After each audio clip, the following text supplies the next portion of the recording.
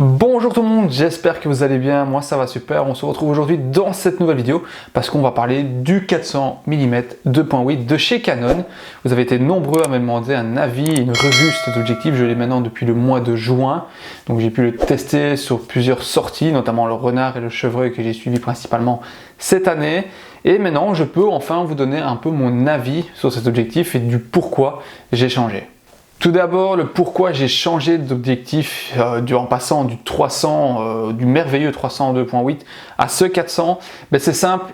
C'est surtout l'utilisation. Dans 80% des cas, je photographiais à 420 mm f4 avec le TC 1.4 qui était monté sur le 300. Ce qui me faisait perdre d'office le fait d'utiliser le 300 à 2.8. Donc d'office, on perdait un stop de lumière en l'utilisant à f4. Tout simplement parce que les animaux ont tendance à être un peu plus loin chez nous, ils sont un peu plus farouches et donc du coup, je devais garder certaines distances pour éviter certains dérangements. Et donc du coup, 300 mm sur un capteur plein format, c'est un peu plus limité. Autre fait aussi pourquoi j'ai changé le 400, c'est la polyvalence. Comme vous le savez, le 300 avec le TC 1.4 et x2, on avait d'office un 420 et un 600 mm en étant à 5,6 au maximum d'ouverture avec le x2. Une fois qu'on passe sur le 400, là c'est différent, on passe sur un 560 f4 et sur un 800 5,6, ce qui offre une plus grosse polyvalence et me permet d'être encore parfois un peu plus loin de mes sujets, notamment pour les oiseaux. Ça m'évite aussi d'avoir toujours deux objectifs comme un 300 et un 500. Là j'ai le tout en un. Certes, on a une certaine paire de qualité avec le x2 sur le 400, mais c'est honnêtement largement suffisant pour la plupart des tirages des photos que je veux faire.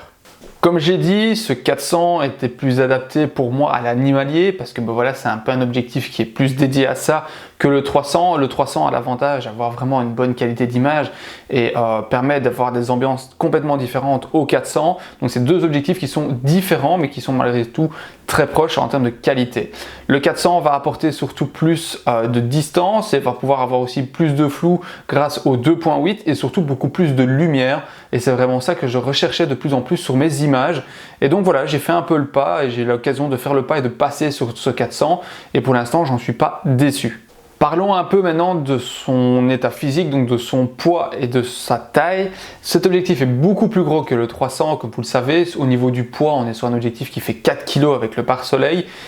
Ça peut être très encombrant, mais honnêtement, au début, ça m'a surpris au niveau du poids. J'ai dit oui, on a quand même un objectif qui est gros, imposant et lourd, mais on s'habitue très vite. De plus, moi quand je fais de la randonnée pour aller sur des points d'affût ou que je fais un peu de prospection et que j'ai quand même mon appareil avec moi, je suis toujours équipé de mon harnais qui me permet d'alléger fortement le poids de mon matériel et de le répartir de façon plus homogène sur le corps. Du coup, ça me permet de ne pas avoir de fatigue à long terme et de ne pas devoir le tenir dans une main puis dans l'autre main.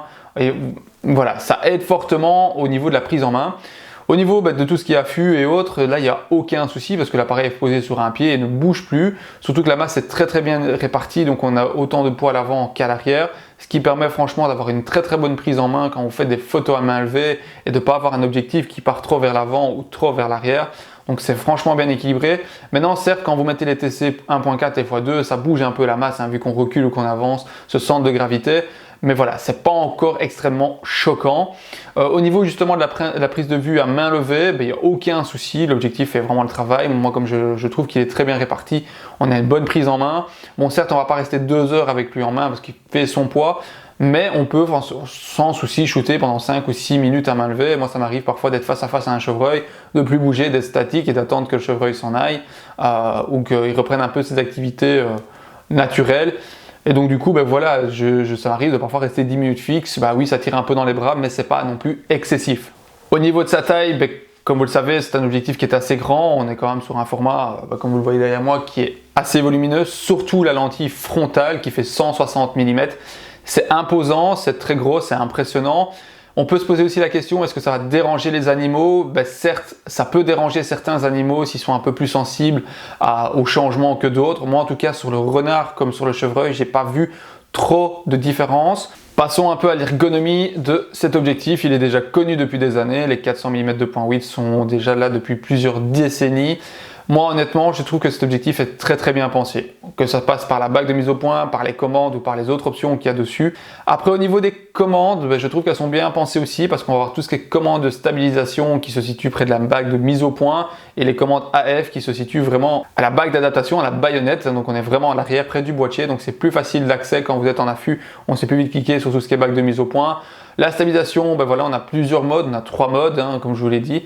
On a le mode 1 qui est un mode tout stabilisé, le mode 2 qui est pour les filets et le mode 3 qui va activer la stabilisation de façon discrète et va s'activer pleinement quand vous allez déclencher. C'est l'idéal pour tout ce qui est photo d'oiseaux ou vraiment de choses qui sont fortement en mouvement pour éviter justement des flous de bouger à cause de la stabilisation. Chose que j'apprécie énormément sur ce 400 2.8, c'est la bague de mise au point. Elle est très importante, elle fait plus ou moins 7 à 8 cm de longueur. Donc on a vraiment une grosse bague de mise au point, mais elle est extrêmement souple et extrêmement fluide. C'est-à-dire qu'avec le bout du doigt, on sait commander la bague de mise au point. Et moi j'adore parce que quand je suis en affût, que je dois peaufiner une mise au point, que ce soit directement en manuel, donc ajuster ma mise au point parce que quand il commence à faire noir, l'appareil a un peu plus de mal, ou simplement parce qu'il décroche rapidement, ça me permet de revenir très rapidement à ma mise au point.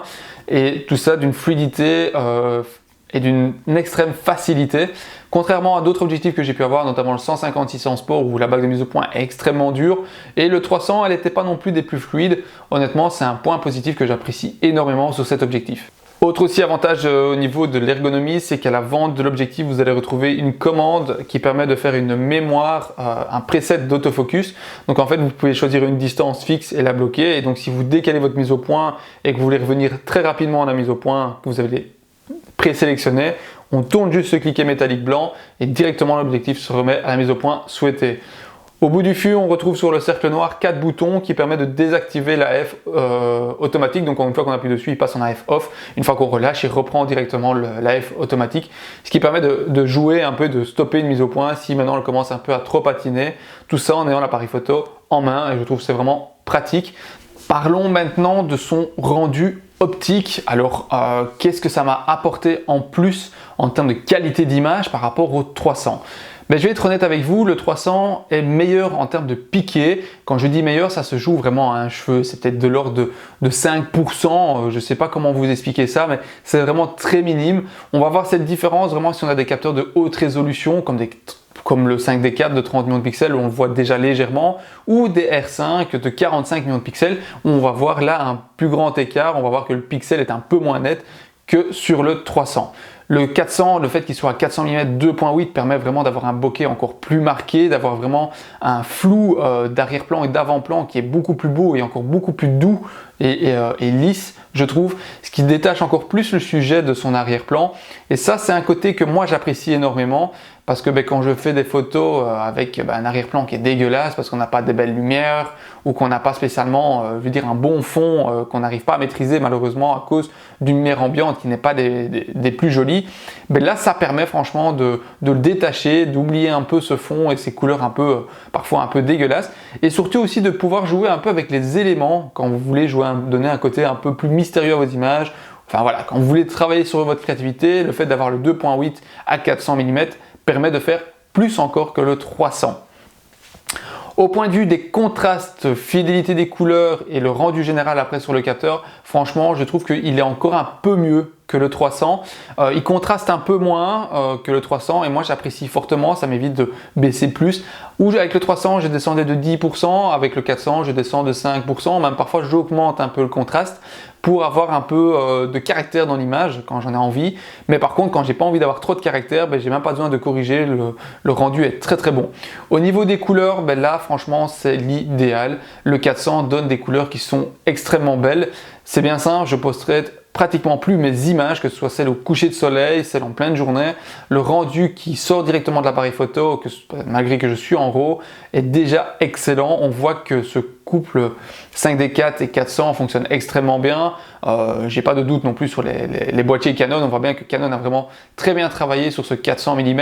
J'imagine même pas les nouveaux modèles qui doivent encore être meilleurs à ce niveau-là, alors qu'on est déjà dans l'excellence avec ce 400.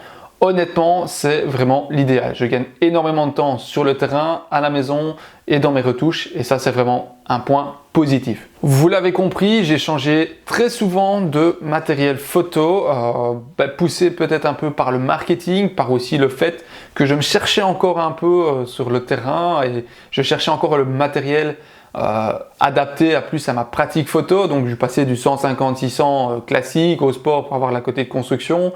Et puis j'ai revendu ça pour acheter le 300 2.8 qui m'a vraiment convaincu sur ce genre d'objectif. Mais malheureusement, le fait de pas toujours utiliser, d'être très rarement à 300 mais plus à 400 m'a fait dire de passer plus sur un objectif de plus longue focale.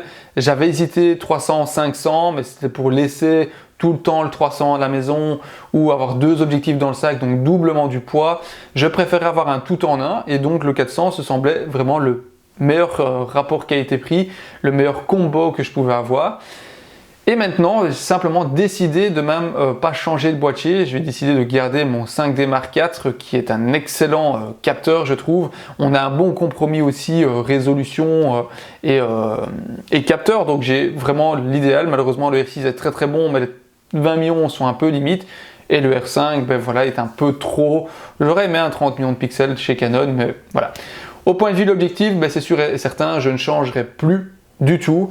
Je vais user ce 400 mm jusqu'au bout parce qu'il est vraiment excellent. J'ai rien à lui reprocher, hormis peut-être le poids, mais ça c'est tout le monde. On veut toujours plus léger, mais honnêtement, je préfère avoir un objectif qui est parfois un peu plus lourd, mais qui est de construction un peu meilleure, même si les nouveaux sont extrêmement bons.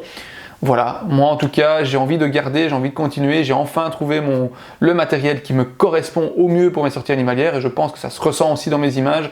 Mes images, sans prétention, sont un peu meilleures, je me sens évoluer aussi avec cet objectif et autant continuer sur cette lancée. En tout cas, dites-moi vous en commentaire si vous avez fait le pas sur ce 400 2.8 et si vous en êtes content ou si vous comptez simplement faire aussi le pas comme moi pour cet objectif. En tout cas, j'espère que cette vidéo vous aura plu et on se retrouve très bientôt dans une prochaine vidéo. Ciao!